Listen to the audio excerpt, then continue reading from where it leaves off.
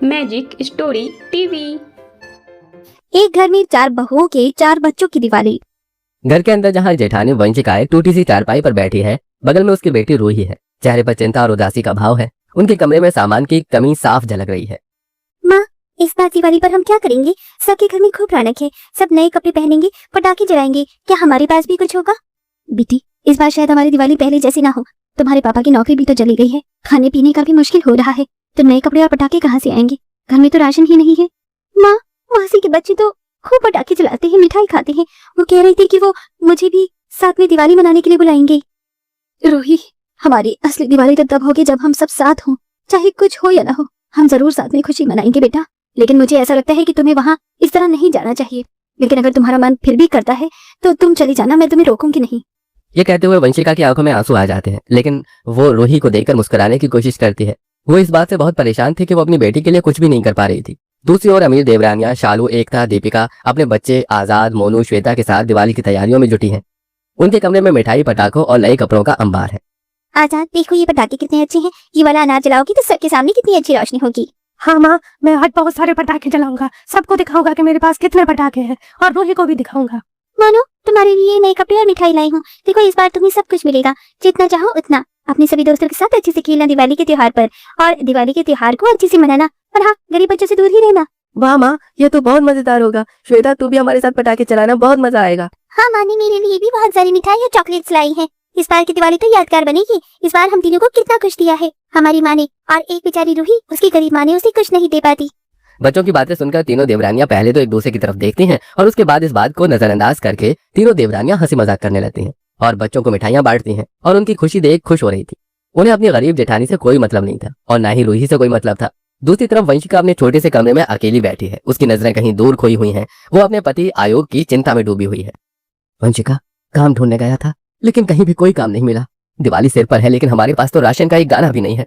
घर में इतनी सारी परेशानी आ गई है, बिना पैसों के ये सब कैसे पॉसिबल है? तुम भी सोच रही होगी कि घर के अंदर आते ही मैं तुम्हें अपने दुखड़े सुनाने शुरू कर दिए हैं। कोई बात नहीं आयोग जी, ये तो पार्ट ऑफ लाइफ है, कुछ न कुछ हो ही जाएगा। हम अपने बच्चे को सब कुछ नहीं दे सकते, पर हम उन्हें प्यार और हिम्मत तो दे सकते हैं। बस आप चिंता मत कीजिए और भगवान के ऊपर छोड़ दीजिए, सब कुछ अच्छा ही होगा। मुझे भगवान के ऊपर भरोसा है। तुम हमेशा मुझे हिम्मत देती हो, लेकिन तुम्हें ही सबसे ज्यादा दुख झेलना पड़ता है। हमारे पास सिर्फ 2 दिनों का राशन ही बचा है, कैसे गुजारा होगा? त्योहार के दिन इस तरह के दिन देखना मुझे बहुत बुरा लग रहा है। हमें बस भगवान पर भरोसा रखना होगा। दिवाली आएगी और जाएगी, लेकिन हमारी हिम्मत बनी रहेगी। क्या हुआ, इस बार की दिवाली ऐसे जाने वाली है तो कोई बड़ी बात नहीं है। इसके बाद जो दिवाली आएगी वो हमारी अच्छी जाएगी। भगवान हमारी दिवाली अच्छी से बना देंगे। वंशिका की बात सुनकर आयोग हाथ मुंह धो लेता है और खाना खाने के लिए बैठ जाता है। जो भी सूखे चावल वंशिका ने बनाए होते हैं वो उसे परोस देती है। दोनों अपने बच्चे के साथ खाना खाकर आराम करने लगते हैं। दूसरी तरफ अमीर देवरानियां एक दूसरे से बातें कर रही हैं।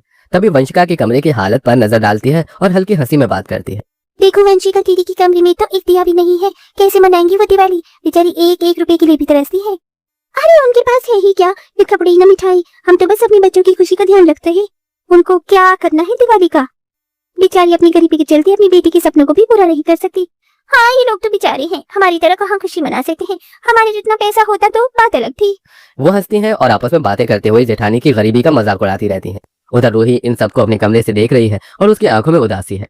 काश मेरे माता पिता भी मेरे लिए इतना कुछ कर पाते, जितना आजाद, श्वेता और मोनू के माता पिता उनके लिए लेकर आए हैं।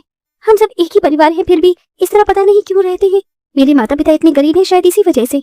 दिवाली की शाम अमीर देवरानियों के बच्चे पटाखे जलाने के लिए आंगन में इकट्ठे होते हैं। वंशिका और रूही भी कमरे से बाहर आंगन में आकर दूर से देख रही है।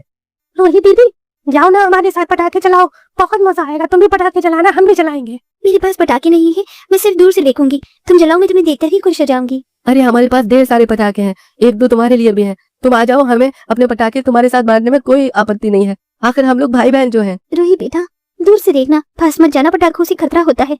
ऐसे पटाखे कभी कभी खतरनाक साबित होते हैं। ठीक है माँ, मैं उनके पास नहीं जा रही, मैं यहीं से खड़ी होकर देख रही हूँ।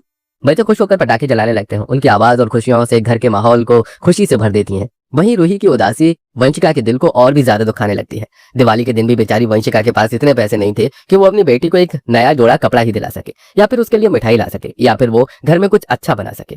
वैसे तो जिंदगी में मैंने ऐसे दिन देखे नहीं, लेकिन जब से आयोग जी की नौकरी छूटी है ऐसे दुर्लभ दिन भी देख लिए। लेकिन ऐसे दिनों में बस सीख ही मिलती है जो जिंदगी भर साथ रहती है। बिना पैसों के किसी की वैल्यू नहीं होती। आज अगर मेरे पास भी पैसा होता तो मेरी देवरानियां मेरे साथ खड़ी होती। वंशिका अपने मन में ये सब सोच ही रही थी कि तभी अचानक आजाद ने एक पटाखा जलाने का प्रयास किया, लेकिन वो उसके हाथ में जलने लगता है। वंशिका दौड़कर उसकी तरफ बढ़ती है और आजाद को बचा लेती है। उस पटाखे से आजाद को ज्यादा चोट लगने वाली थी, लेकिन वंशिका के हटाने पर आजाद बच जाता है। अरे रुक जाओ, ये पटाखा जलने वाला है। वो पटाखे को उठाकर दूर फेंकने वाली होती है, लेकिन पटाखा अचानक से उसके हाथ में ही फूट जाता है और उसका हाथ जल जाता है। आजाद की तो जान बच जाती है, लेकिन वंशिका का हाथ जल जाता है और उसे चोट लगती है। यह देखकर आजाद डर के मारे रोने लगता है। हे भगवान वंशिका दीदी, आपने मेरे बेटे को बचा लिया। मैं तो समझ भी नहीं पाई कि क्या हो रहा है, लेकिन तुम्हारा हाथ जल गया वंशिका दीदी। आपने समय पर आकर इसे बचा लिया, वरना बड़ा हादसा हो सकता था। हम तो समझ नहीं पाए कि क्या करना चाहिए था। इस दौरान आपका हाथ जल गया, आपको बहुत दर्द हो रहा होगा। दीदी, आपने हमारे बच्चों के लिए जो किया वो हम कभी नहीं भूल सकते। हम तो अपनी इतनी खुशी में मशगूल थे कि आपकी हालत को समझ ही नहीं पाए, और आपने हमेशा हमारा साथ दिया बिना अपनी परवाह किए। कोई बात नहीं, मैं भी तो उनके कुछ न कुछ लगती ही हूँ। मैंने तो बस अपना फर्ज पूरा किया है अपने बच्चों के लिए। वंशिका बच्चों को प्यार से देखती है और मुस्कुराती है। तीनों देवरानियों को अपनी गलती का एहसास होता है और वो वंशिका से माफी मांगती है। दीदी, हमें माफ कर दीजिए, हम आपके दर्द और तंगी को समझ नहीं पाए। हमें सिर्फ अपनी खुशियों की ही पड़ी थी, लेकिन आपने हमारे बच्चे को बचाया। इससे हमें एहसास हुआ है कि चाहे अमीर हो या चाहे गरीब हो, परिवार के लिए एकजुट रहना जरूरी है। हाँ दीदी, इस बार दिवाली हम सब के लिए सीख है, इसलिए खुशी तो साथ में होती है ना कि दिखावे में। हम लोग अपनी अमीरी के दिखावे में ही रह गए थे। हमसे मिलकर आपकी और रूही की दिवाली को भी रोशन करेंगे। इस बार हम सब एक साथ दिवाली मनाएंगे। हम सभी को माफ कर दीजिए दीदी। अरे तुम लोग माफी क्यों मांग रही हो? पागल हो गई हो क्या? तुम मेरी छोटी बहनों की तरह हो और ये तीनों बच्चे मेरी रूही की तरह हैं, और मुझे तुमसे कोई गिला शिकवा नहीं है। तीनों देवरानियां वंशिका और रूही के लिए नए नए कपड़े, मिठाई और पटाखे लेकर आती हैं और उनके कमरे को भी सजाती हैं। पूरा परिवार एक साथ मिलकर दिवाली की तैयारी करता है। बच्चे खुश होकर खेलते हैं और सब एक दूसरे के साथ त्योहार की खुशियां बांटते हैं।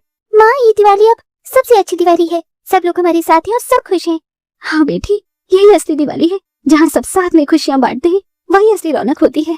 घर में दीपकों की रोशनी फैलती है, बच्चे हंसते खिलखिलाते हैं, मिठाइयों का आदान प्रदान होता है और सब मिलकर पटाखे जलाते हैं। इस बार की दिवाली पूरे परिवार के लिए एक नई शुरुआत का प्रतीक बन जाती है और सभी खुशी के साथ दिवाली को मनाते हैं। तो दोस्तों, आप इस दिवाली किस चीज की नई शुरुआत करने वाले हैं? कमेंट करके जरूर बताइए। अगर आपको ये स्टोरी अच्छी लगी हो और रोजाना आप ऐसा ही स्टोरी सुनना चाहते हैं तो प्लीज़ इस वीडियो को लाइक करें, शेयर करें एंड सब्सक्राइब करें। Thank you.